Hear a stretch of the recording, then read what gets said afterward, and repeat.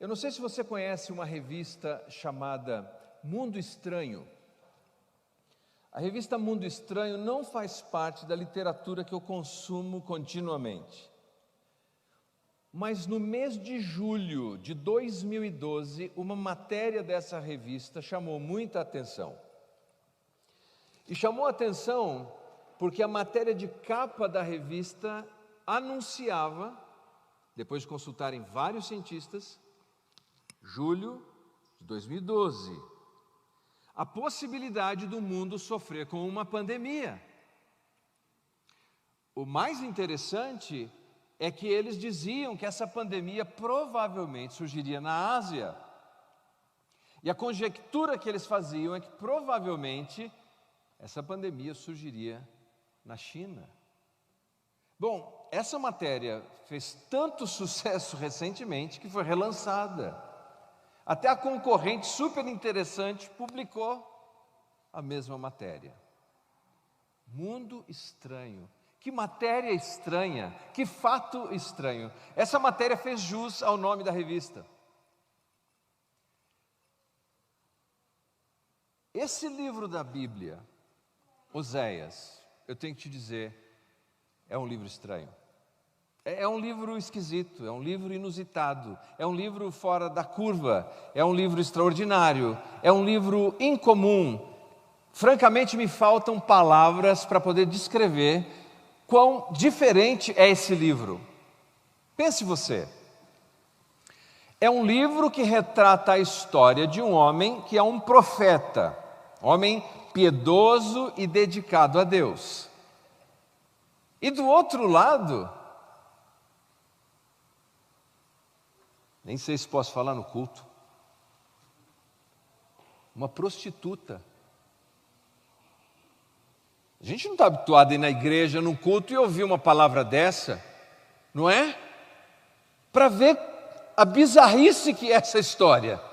De um lado é um profeta, um homem piedoso, dedicado a Deus, e do outro lado uma prostituta. E a história se desenrola em torno desses personagens principais que espelham, refletem a relação do Deus Santo e da sua nação, o seu povo, o povo de Israel, o povo infiel. Essa história tem o objetivo de nos chocar. E deveria ser assim. Então, se há um livro da Bíblia que poderia ter um espaço na revista Mundo Estranho, é esse livro.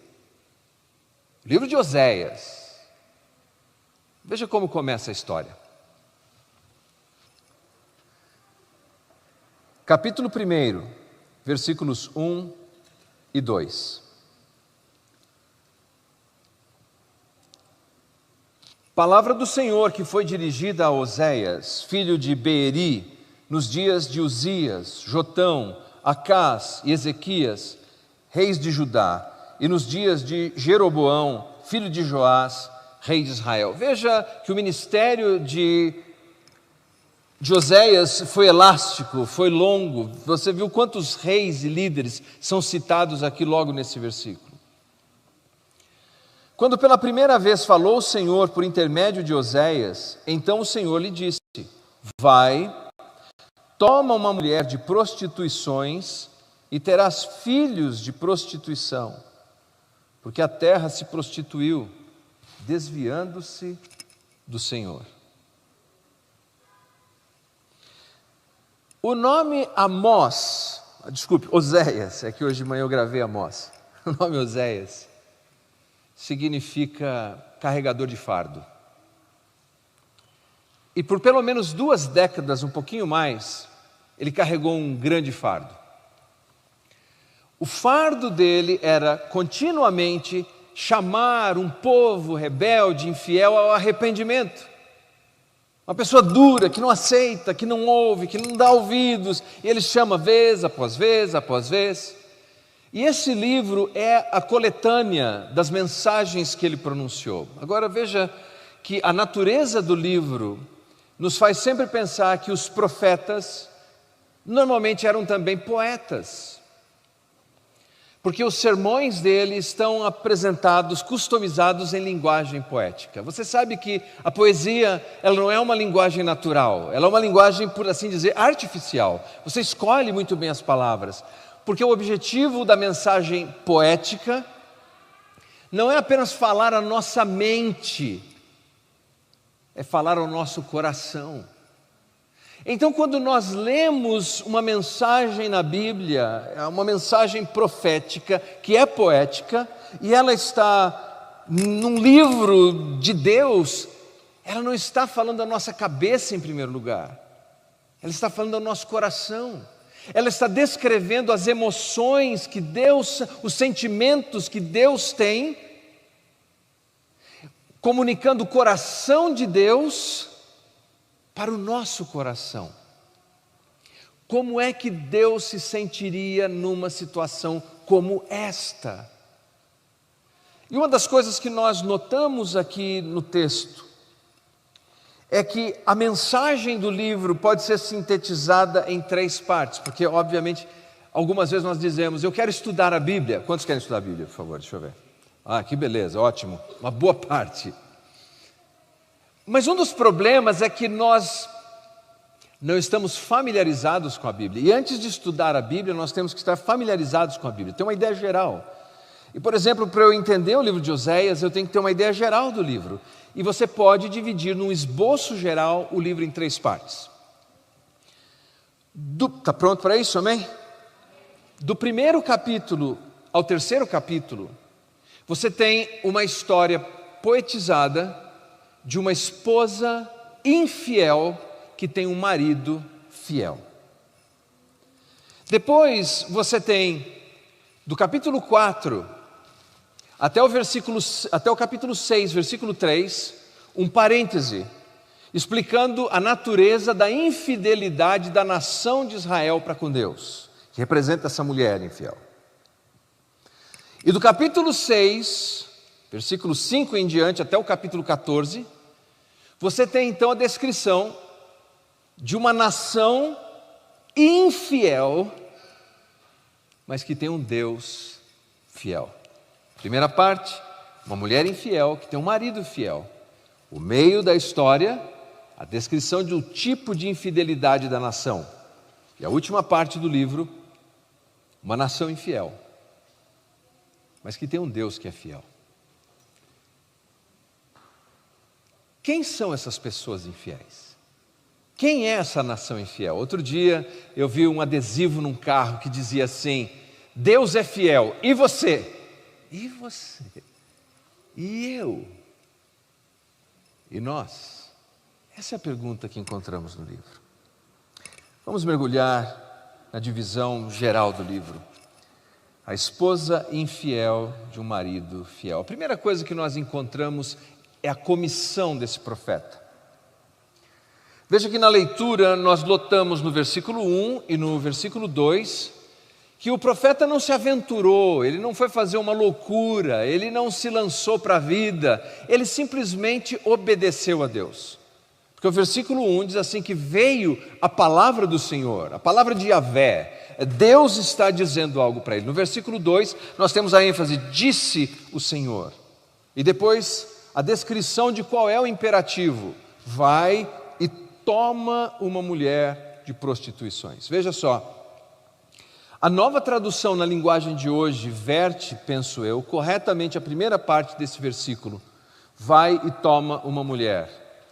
Verte da seguinte maneira: vai e se case com uma mulher. Faça uma aliança, tenha um pacto com essa mulher. Mas ao mesmo tempo que eu penso que a primeira parte do versículo foi traduzida corretamente, a segunda parte do versículo fica um pouco a desejar, porque ela faz a inserção de algo que não está no texto. A NTLH verte da seguinte maneira a segunda parte do versículo: diz, vai e toma uma mulher, casa com uma mulher, uma prostituta cultual. O texto não diz que ela era uma prostituta cultual. Aliás, o texto, se você ler atentamente na versão atualizada, penso eu que verteu melhor o texto original, o texto nem diz que ela é uma prostituta nesse momento. O texto diz, vai e toma uma mulher de prostituições. O que quer dizer isso? Quer dizer, alguém que tem uma inclinação à promiscuidade. Alguém que tem inclinação para fazer aquilo que é promíscuo. Nós costumamos dizer em teologia que essa é uma informação, e aqui vai um palavrão para você usar no trânsito de vez em quando. É uma informação proléptica. O cara te cortou, você fala, vai proléptico. Proléptico quer dizer o seguinte, é algo que é anunciado agora, mas que está vislumbrando o futuro. Ou seja, quando Oséias vai cumprir essa comissão de fazer uma aliança, de se casar com essa mulher chamada Gomer, ela não é efetivamente uma prostituta, eu penso que no contexto do livro é a melhor maneira de entender. Ela é uma mulher com inclinações às prostituições e aos desvios de comportamento. E por que nós devemos entender assim? Abra sua Bíblia, por favor, no capítulo 2 de Oséias. Capítulo 2 de Oséias. Veja o versículo 15.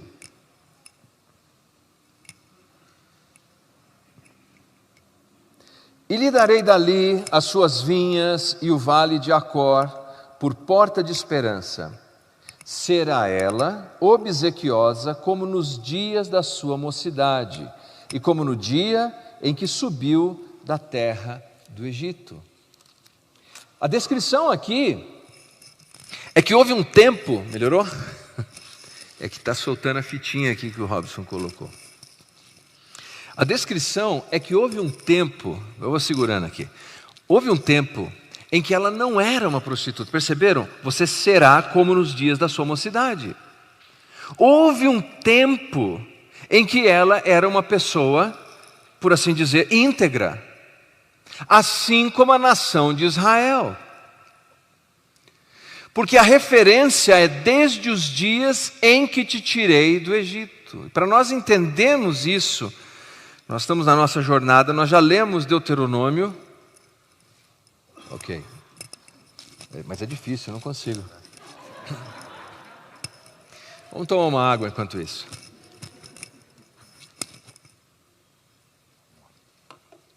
Está garantido? Beleza, obrigado. Onde é que eu estava mesmo? Ah, sim. Deuteronômio. Veja só. Em Deuteronômio, Deus faz um pacto, uma aliança com o povo de Israel. Como se fosse um casamento.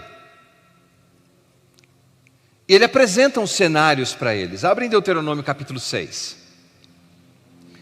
Veja só. Deuteronômio capítulo 6, versículos de 10 a 12. Deuteronômio 6, de 10 a 12.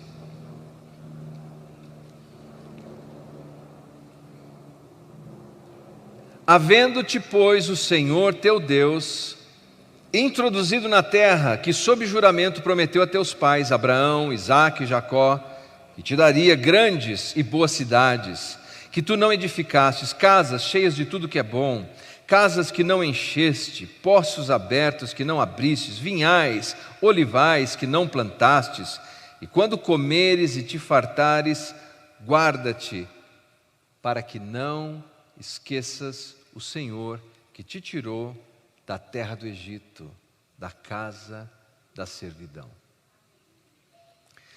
Quando Moisés está conversando com aquele povo que acabou de sair do Egito e está, por assim dizer, celebrando este pacto com eles, como se fosse um casamento, ele está dizendo, olha, Deus vai levar vocês para uma terra próspera, que tem casa, que tem vinha, que tem oliva, que tem água, vocês vão prosperar. Mas quando Deus abençoar vocês dessa maneira, não se esqueçam do Senhor.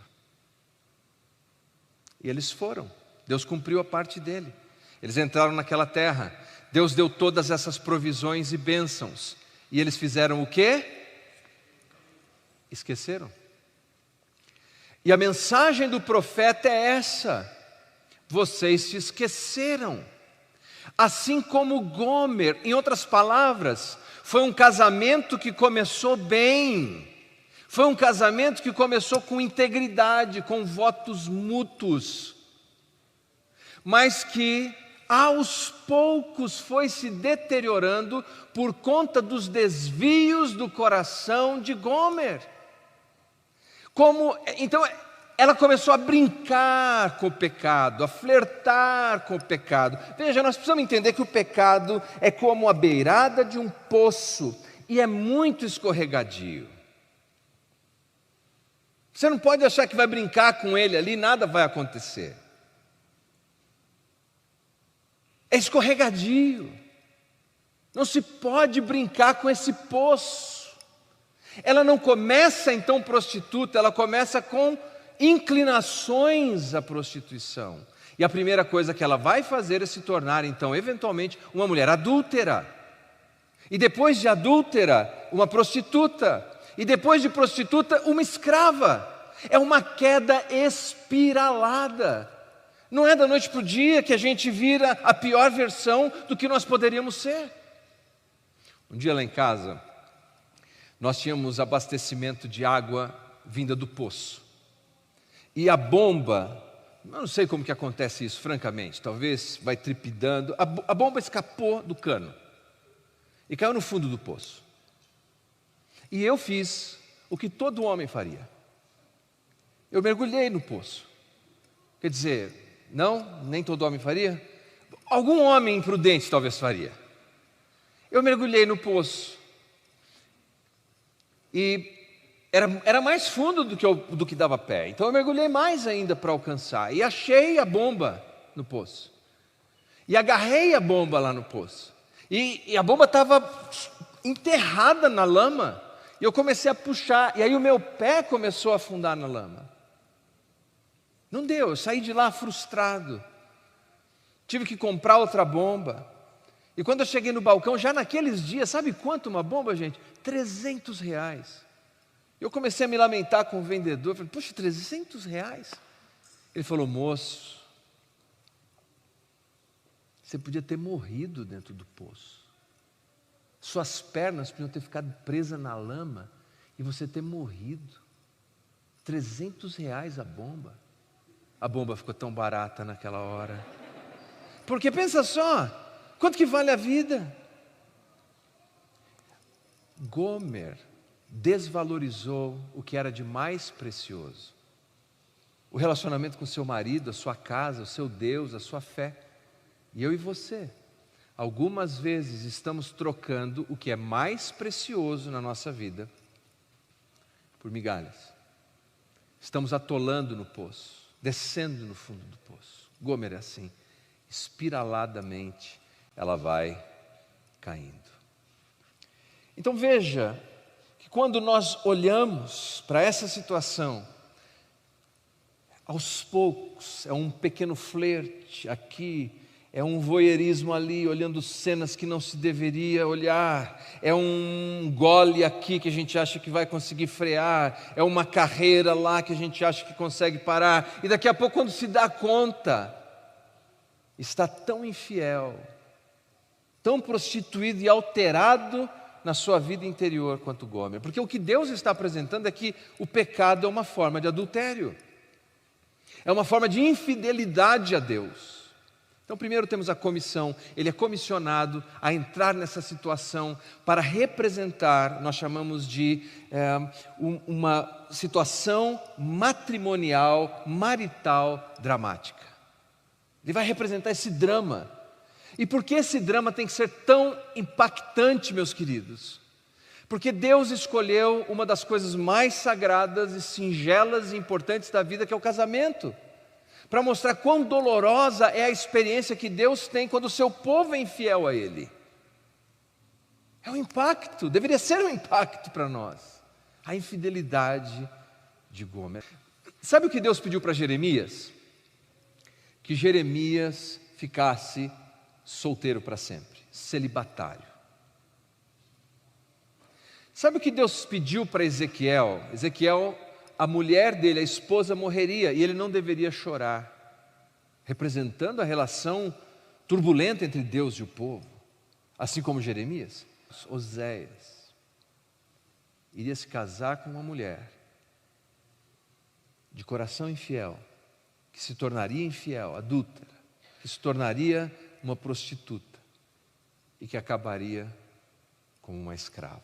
Vamos ver a corrupção de Gomer. Capítulo 2, versículo 5. Capítulo 2, versículo 5.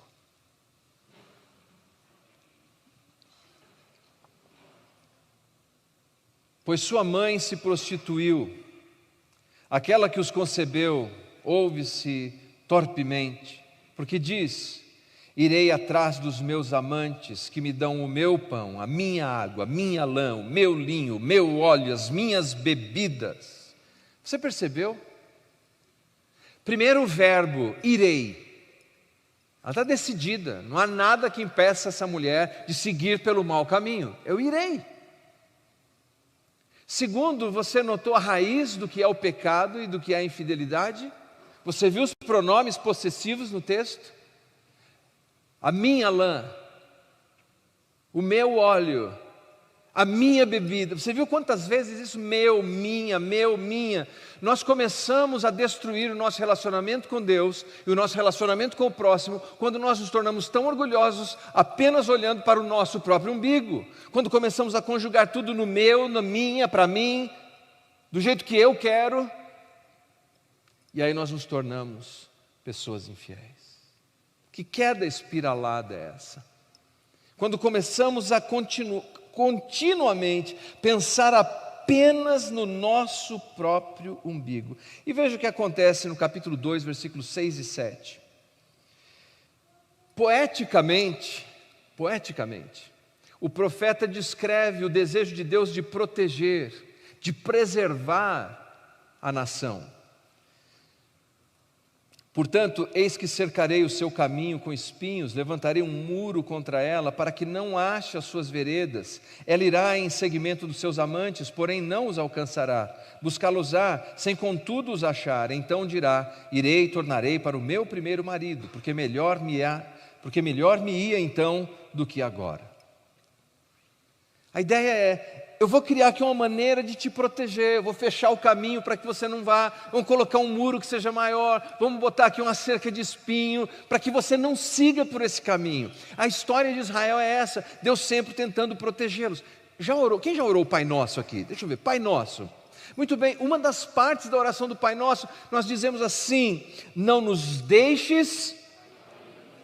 O que nós estamos dizendo é: levanta um muro, levanta um espinheiro, me muda do caminho. Mas, se o nosso coração estiver decidido como o coração de Gomer, irei. O que nos impedirá? O que nos impedirá se continuamente desejarmos o torto? Buscarmos o torto, planejarmos o torto, bebermos do torto, buscarmos o torto, é meu, minha, o meu prazer, a minha felicidade, o meu desejo agora, do jeito que eu quero. Como? Quem vai nos livrar disso? E ela tem essa queda terrível, triste. E aquela mulher, que tinha um marido que a amava, que cuidava dela, que tinha um Deus que a amava e zelava por sua vida, ela vai terminar não como uma mulher adúltera, mas nós veremos mais tarde que ela vai terminar numa praça pública, provavelmente nua, suja, feia, abandonada, vendida como uma escrava. É assim que termina Gomer. Ou melhor, é assim que poderia terminar Gomer, porque o próximo ponto que nós temos é a compaixão de Deus. Primeiro temos a comissão do profeta, a corrupção de Gomer e a compaixão de Deus. O escritor J.C. Watts disse o seguinte: a compaixão não pode ser medida em dólares e centavos. Ela vem com uma etiqueta de preço, mas esse preço não é a quantidade de dinheiro que se paga. A etiqueta do preço é o amor que se tem. E veja o capítulo 3, versículos de 1 a 3. Disse-me o Senhor: vai outra vez, ama uma mulher amada do seu amigo e adúltera, Como o Senhor ama os filhos de Israel, embora eles olhem para outros deuses e amem bolos de passas, comprei-a. Comprei-a para mim por 15 peças de prata e um homer meio de cevada. Ele disse: tu esperarás por mim por muitos dias, não te prostituirás, nem serás de outro homem. Assim também eu esperarei por ti. Essa mulher, que nós sabemos com certeza teve um filho legítimo com ele, com Oséias. Os dois outros, o segundo a gente não tem certeza, e o terceiro, ele diz: não o meu povo, provavelmente filho de um outro relacionamento. Essa mulher, que provavelmente era muito linda no começo da história, mas que vai se deformando, se deformando, se deformando, e agora está num lugar, meus queridos, que ninguém quer mais. Suja, moralmente suja, fisicamente suja, feia, abandonada, despida, vendida como uma escrava, e ninguém quer comprar sequer.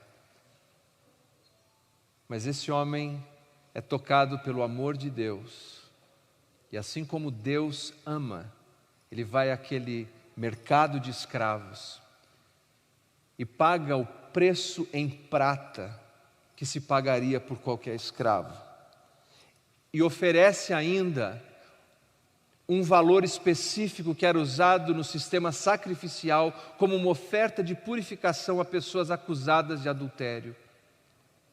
Ele traz essa mulher de volta, não como uma escrava, mas como a sua esposa, porque ele diz: ama de novo essa mulher. É interessante que a palavra que aparece continuamente no livro de Oséias para amor é a palavra hebraica hesed. Não há equivalente em tradução em língua portuguesa para hesed. Normalmente traduzimos por misericórdia. Mas na verdade a palavra significa amar teimosamente. Deus ama Israel teimosamente. Assim como Oséias deveria amar Gomer teimosamente. E não é essa a história de todos nós, em que Deus, apesar da nossa rebeldia, nos ama.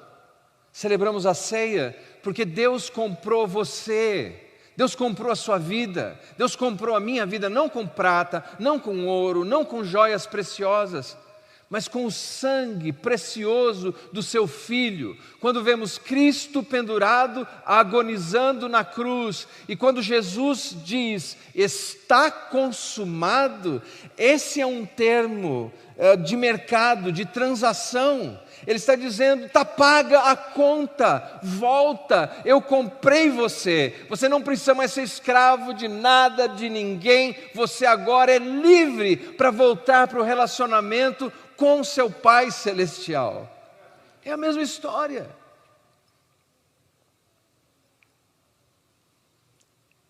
A conclusão que nós temos no capítulo 4, versículo 6, na parte A, nos explica por que o povo enveredou por esse caminho. E por que nós enveredamos por esse caminho. Diz assim: o meu povo foi destruído por falta de conhecimento. Mas não se engane, se você está comigo aí, diga amém. Não é a falta de um conhecimento intelectual. A palavra yadá para conhecimento é um conhecimento relacional, de relacionamento. O que Deus estava dizendo é: meu povo está sendo destruído porque eles não me conhecem.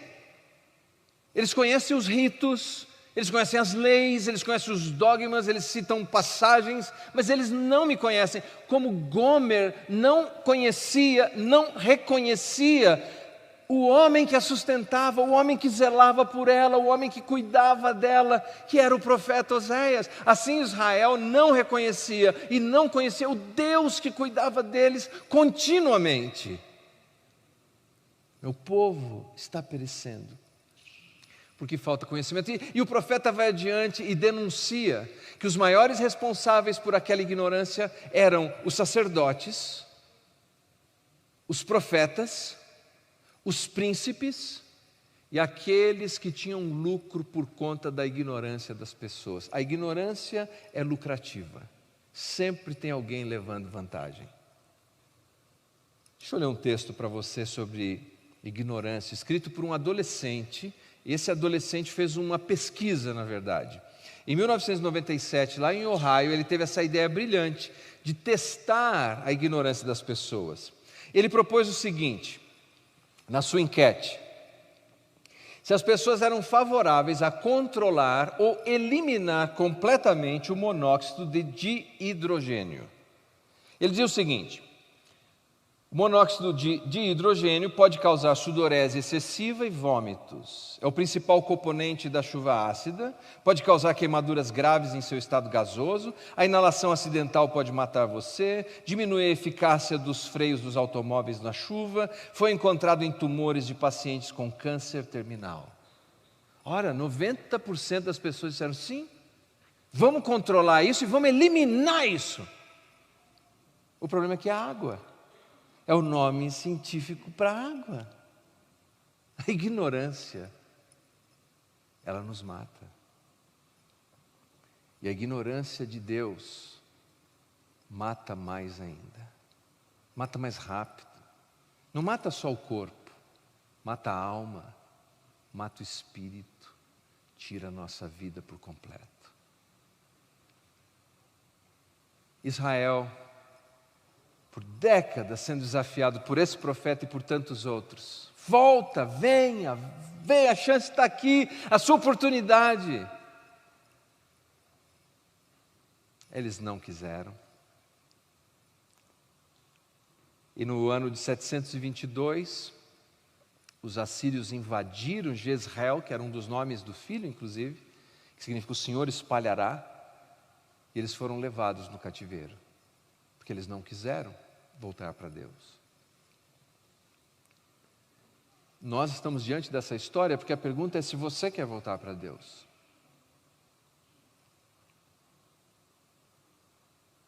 A escolha de cada um de nós, conhecer Deus, prosseguir conhecendo Deus, voltar amorosamente. Eu quero terminar com uma poesia. Diante de toda essa situação que nós encontramos deles ali, que era de infidelidade, de independência arrogante, de intrigas, de idolatria, de ignorância, de imoralidade, de ingratidão, Oséias, inspirado por Deus, conta uma poesia, e agora ele muda um pouco a história. Ao invés de continuar falando dessa relação conjugal como um exemplo da relação com Deus, ele agora muda isso e passa a apresentar a relação de um pai com seu filho. Olha só. Quando Israel era menino, eu o amei, e do Egito chamei meu filho. Mas quanto mais o chamava, mais ele se afastava de mim, oferecia sacrifícios a imagens de Baal e queimava incenso aos ídolos. Ensinei Israel a andar, conduzi-o pela mão, mas ele não se deu conta de que era eu que cuidava dele. Guiei Israel com meus laços de amor, eu tirei o peso do pescoço, eu me inclinei para alimentá-lo. Mas por que o meu povo não quer voltar para mim? Eles voltarão para o Egito. Eles serão obrigados a viver na Assíria, a guerra devastará suas cidades, os inimigos derrubarão as suas portas, destruirão os israelitas por causa das suas tramas. Pois o meu povo está decidido a me abandonar. Pois eles me chamam Altíssimo, mas não me honram de verdade. Agora veja o versículo 8. Como eu poderia desistir de você, ó Israel? Como poderia deixá-lo? Poderia eu destruí-lo como Admá ou arrasá-lo como Zeboim? O meu coração está dilacerado, a minha compaixão transborda.